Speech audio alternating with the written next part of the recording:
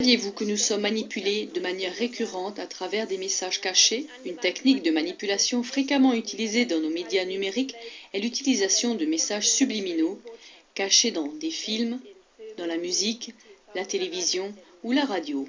Avec cette méthode, on contourne la pensée consciente pour transmettre certaines informations dans notre subconscient.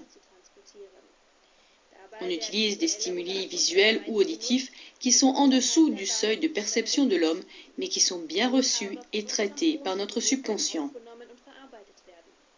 C'est avec une grande vitesse que des images ou des messages apparaissent de manière ciblée dans des séquences de films ou que des ordres sont intégrés de manière inaudible dans la musique de fond et répétés continuellement. Ceux-ci peuvent alors influencer notre comportement sans que nous reconnaissions l'origine de cette influence.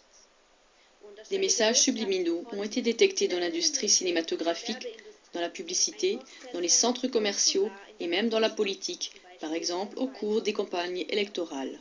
Il n'existe pas de protection sûre contre le terrorisme de la pensée, si ce n'est de réduire la consommation des médias numériques au strict minimum. Après tout, qui veut être manipulé sans l'avoir voulu, avec des informations qu'on n'a pas choisies soi-même librement? On peut considérer le subconscient comme un immense disque dur où la moindre de nos pensées, la moindre de nos émotions y serait stockée, et cela depuis notre naissance.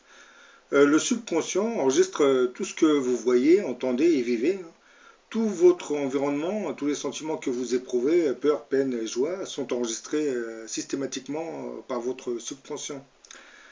Il garde en mémoire les savoirs, les apprentissages et les souvenirs, même les images, hein.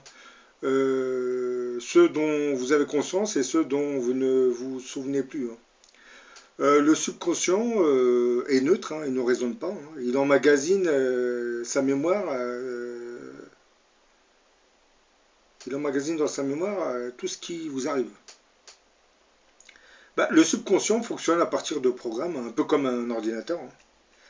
Il va traiter l'information à partir des idées ou croyances avec lesquelles vous l'avez nourri, hein, avec les programmes que vous y avez intégrés, hein. À votre naissance, le subconscient qui accompagne votre âme n'est pas vraiment vide, hein, puisqu'il arrive pendant votre incarnation sur Terre complètement chargé d'informations correspondant à l'activité de toutes vos vies antérieures. C'est par son intermédiaire que vous corrigez votre karma.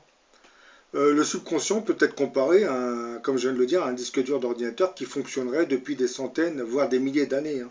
C'est un peu la banque de données de votre âme, hein. Après la mort, le subconscient reste intégré à l'âme, hein, du désincarné, hein, et le suivra jusqu'à sa nouvelle incarnation. Par exemple, le phénomène de la réincarnation des âmes, qui n'est pas reconnu par les trois religions monothéistes, hein, nous expliquerait pourquoi certaines personnes naissent avec des infirmités ou des handicaps.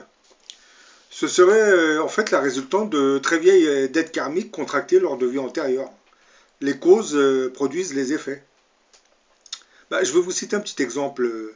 Si à une époque fort éloignée, vous aviez été incarné dans le corps d'un soldat romain, hein, et que vous vous seriez conduit brutalement vers des esclaves, voire envers les premiers disciples du Christ, hein, les chrétiens, eh bien votre attitude s'enregistrera automatiquement dans votre subconscient.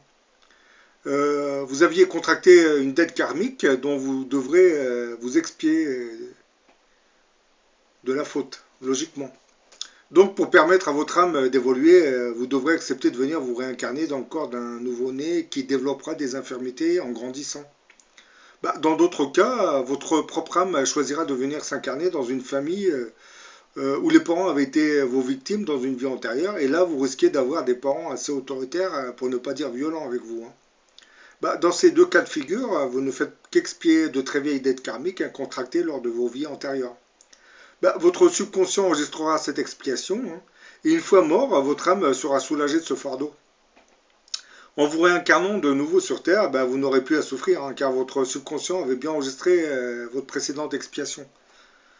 C'est un peu comme si vous étiez dans un tribunal et on vous accuse d'une faute, vous faites de la prison, ensuite vous êtes libéré parce que vous avez fait vos 3 ans de prison, vos 4 ans, vos 5 ans de prison. Vous avez payé votre dette à la société. Et dans le cas de subconscient, c'est exactement la même chose. Dès que vous expiez une dette, c'est effacé du subconscient. Ils m'ont effacé. c'est enregistré que vous avez expié votre dette. Bah, notre karma qui est enregistré dans notre subconscient expliquerait bien des choses, hein. Par exemple, certaines phobies,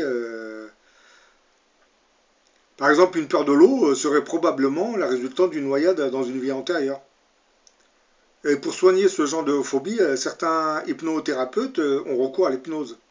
En règle générale, ils se connectent à votre subconscient par le truchement de l'hypnose et ensuite ils vous poseront certaines questions et les réponses que vous leur donnerez expliqueront le pourquoi du déclenchement de la phobie. Bah, en contactant le subconscient de leurs patients, certains hypnotiseurs avaient fini par découvrir le phénomène de la voyance. C'est ça qui est un peu étrange. Le cas du colonel de Rocha est un exemple typique, hein. Au début du siècle, vers 1910, le colonel de Rocha, qui était hypnotiseur, contactera le subconscient de Madame Lambert. Et au lieu de faire régresser le sujet vers le passé, ben lui il va décider au contraire de le faire avancer dans le futur. Il voulait savoir si l'hypnose pouvait fonctionner dans le futur. Bah, quelle ne fut pas sa surprise lorsqu'il apprendra à ses dépens qu'il décédera 4 ans plus tard, en 1914. Lors de sa séance d'hypnose réalisée en 1910, le colonel de Rocha avait réussi à entrer dans le subconscient de Madame Lambert en remontant dans le temps vers le futur jour après jour, heure par heure, jusqu'en 1917, c'est-à-dire 7 ans plus tard. Bah, aux questions habituelles sur cette année de 1917, où il l'avait situé, hein, il lui avait demandé où êtes-vous, que faites-vous. Bah, le sujet hypnotisé, c'est-à-dire Madame Lambert, avait répondu par un bref exposé de son existence du moment, qui était une série de prédictions sur son avenir. Bah, c'était déjà intriguant que le subconscient puisse voir certains faits dans le futur. Vous travaillez encore pour moi en 1917 demanda le colonel de Rocha. Avec vous fait le sujet étonné. Mais je ne vous connais pas. Qui êtes-vous? Voyons, vous savez bien que je suis le colonel de Rocha. Ah non, tout le monde sait bien que M. de Rocha est mort depuis 3 ans. Souvenez-vous, nous sommes en 1917, hein, donc depuis 3 ans, c'était en 1914. Cela avait fait un tel effet à M. de Rocha qu'il décida de réveiller immédiatement le sujet en abandonnant l'expérience. Bah, le plus intriguant dans cette histoire, c'est que M. de Rocha décédera effectivement en 1914, comme l'avait annoncé le subconscient de Madame Lambert. Donc maintenant, vous savez que votre subconscient peut visiter votre avenir, c'est-à-dire votre futur. C'est beaucoup d'hypnothérapeutes ont tendance à remonter vers le passé pour retrouver vos vies antérieures, mais peu d'entre eux essayent de remonter vers le futur pour voir ce qu'il en est. Mais bon, quelquefois, attention, parce que si dans le futur, vous décédez, donc l'hypnothérapeute va le voir aussi. Je pense pas qu'il va vous prévenir. Mais bon, il faut savoir que lorsque vous faites une séance d'hypnose vers le futur, vous pouvez avoir une vision de certains faits et événements qui ne sont pas encore arrivés, mais qui vous arriveront dans le futur.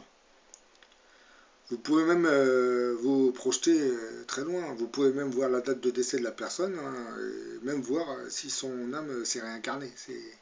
Tout est enregistré dans l'âme, puisque le futur est préprogrammé.